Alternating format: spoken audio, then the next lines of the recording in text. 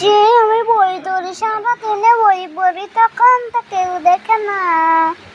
যে ফোনটা ধরে বাপে দেখে ফেলে মাই তোমার দিতে পারে না, কেউ সারা আমায় পুরাই গেলা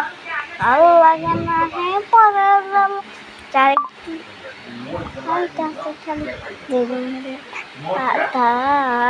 কাল থেকে আমি পড়াশোনা করবো, কাল থেকে আমি পড়াশোনা